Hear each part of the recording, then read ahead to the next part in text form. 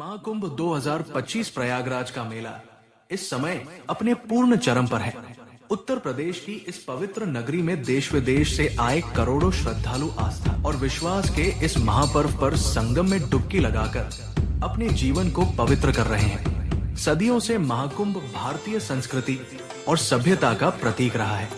गंगा, यमुना और अदृश्य सरस्वती के संगम पर आयोजित ये मेला धर्म, अध्यात्म और जीवन के गहन अर्थ को समझने का अद्वितीय अवसर प्रदान करता है। चारों ओर गूंजते मंत्र, संतों की उपदेशात्मक वाणी और श्रद्धालुओं की भक्ति का ये अद्भुत संगम मानव स्वर्ग का प्रत्यक्ष अनुभव कराता है। असल में जो आज हमारे लिए वरदान बन चुका है, वो कभी एक श्राप का परिणाम था। एक ऐसा श्राप जो देवताओं को मिला और जिससे मानवता एक समय संकट में पड़ गई।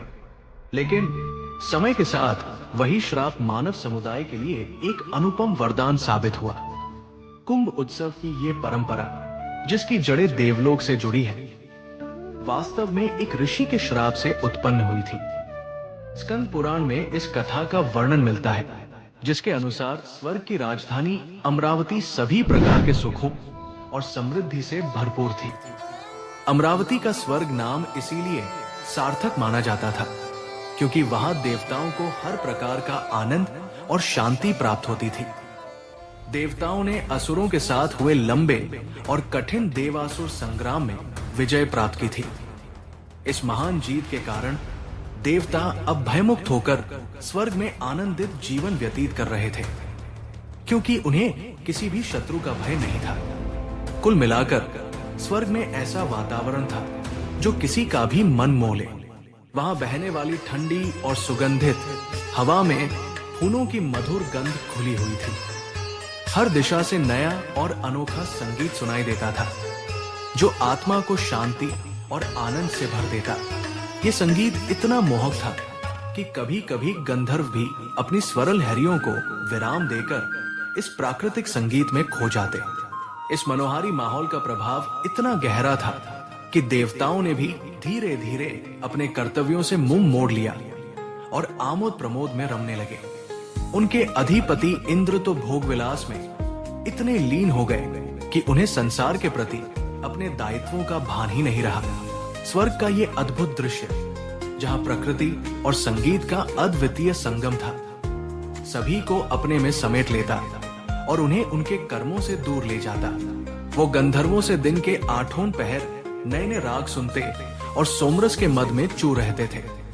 सतह पर ये सब सुख और समृद्धि के चिन्ह प्रतीत होते थे, लेकिन गहराई से देखने पर यह स्पष्ट था कि ये आनंद नहीं, बल्कि एक गूंज थी, एक ऐसी चेतावनी जो आने वाली विपत्ति का संकेत दे रही थी। ये शांति तूफान के पहले की खामोशी भर थी। इन सब के पीछे का कारण था देव दानवों का वो युद्ध, जिसमें देवराज इंद्र ने विजय पाई थी। हालांकि उन्हें विजय त्रिदेवों ब्रह्मा विष्णु महेश के कारण मिली थी, लेकिन विजय का अभिमान ऐसा हो गया कि वो अब सोच बैठे थे कि अब कोई आक्रमण होगा ही नहीं। देवगुरु बृहस्पति की चिंता भी यही थी। वो भविष्य की आशंका से कम चिंतित थे, लेकिन वर्तमान में संकट ये था कि रागरंग में डूबे देवराज अब ग्रह मंडल की बैठक भी नहीं कर रहे थे। इससे एक बार फिर संसार का संतुलन बिगड़ने लगा था। सप्तऋषियों ने इसके लिए बहुत चिंता जताई, लेकिन अभी जल्द ही हुए युद्ध के कारण वो भी इस शांति को भंग नहीं होने देना चाहते थे। लेकिन कई पक्ष बीत जाने के बाद अब उन्हें चिंता होने लगी थी। ग्रह मंडल की बैठक नहीं हुई तो नक्षत्रों का सारा विधान रुक सकता था, संतुलन बिगड़ सकता था।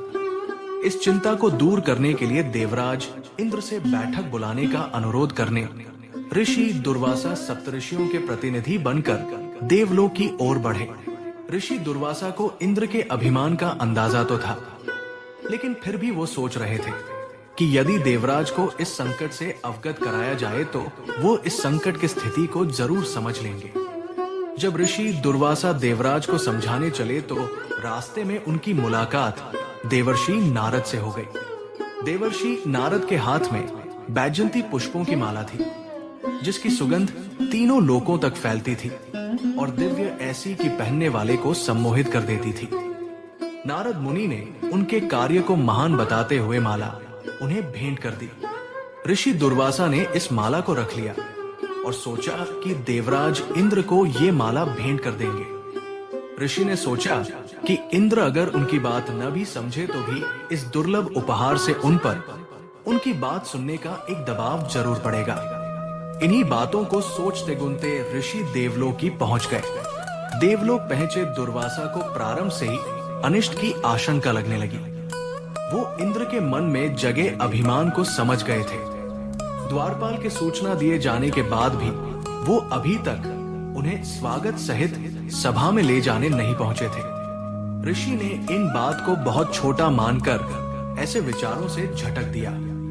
इसके बाद जब वो काफी देर में सभा मंडल में पहुंचे तो वहां चारों ओर सिर्फ आमोद प्रमोद का ही वातावरण बना हुआ था।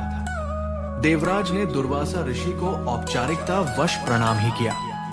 फिर भी ऋषि ने आशीष में हाथ उठाया और अपनी लाई पुष्पमाला उन्हें भेंट कर दी। इंद्र मुस्कुराए और उस माला के फूलों को सूंघते हुए कहा, क्या ऋषिवर को यहाँ सुगंध की कुछ कमी लगी? ऐसा कहकर इंद्र ने अभिमान वश उस पुष्पमाला को ऐरावत के गले में डाल दिया और ऐरावत ने उसे गले से उतारकर अपने पैरों तले रौंद डाला। अपनी भेंट का अपमान देखकर महर्षि दुर्वासा को बहुत क्रोध आया। दुर्वासा, जो कि बहुत क्रोधी ऋषि के तौर पर पहचाने जाते थे, वो अब तक अपने गुस्से को दबाए बैठे थे। लेकिन इंद्र की इस तरह हरकत और लगातार हो रही गलतियों से उनके क्रोध का ज्वालामुखी फूट पड़ा। वो गुस्से में जोर से गरजे और कहा कि जिस विजय, ऐश्वर्य और धन धान्य के अभिमान में तुम नैतिकता भूल हो चुके हो, वो तुमसे छिन जाएगा। ये स्वर्ग भी तुमसे छीन लिया जाएगा और तुम लक्ष्मीहीन हो जाओगे। महर्षि दुर्वासा के श्राप के प्रभाव से इंद्र का सारा ऐश्वर्य लुप्त हो गया। संसार से देवी लक्ष्मी का ही लोप हो गया। वो सागर में समा गई और तीनों लोकों में भयंकर गरीबी और दरिद्रता छा गई। लक्ष्मीन इंद्र पर असुरों ने संगठित होकर फिर से आक्रमण कर दिया। इंद्र दैत्यों के राजा बलि से युद्ध में हार गए। इसके साथ ही संसार से सारी औषधियां भी लुप्त हो गई। राजा बलि ने तीनों लोकों पर अपना अधिकार कर लिया। जब हताश देवताओं को अपनी भूल का एहसास हुआ, तब वे श्रीहरि विष्णु के पास पहुंचे। तब भगवान विष्णु ने उन्हें समुद्र मंथन का रास्ता सुझाया और इसी समुद्र मंथन से 14वें रत्न के रूप में अमृत निकला। देव दानवों की छीना झपटी में अमृत की 4 बूंदें देश के 4 स्थानों पर गिरी, जो तीर्थराज के नाम से विख्यात हुए। प्रयागराज इनमें से एक है। बाकी स्थान है नासिक, हरिद्वार और उज्जैन। मित्रों, यदि वीडियो पसंद आए तो कमेंट जरूर करें। साथ ही लाइक, शेयर और सब्सक्राइब करना ना भूलें। जय श्री राम।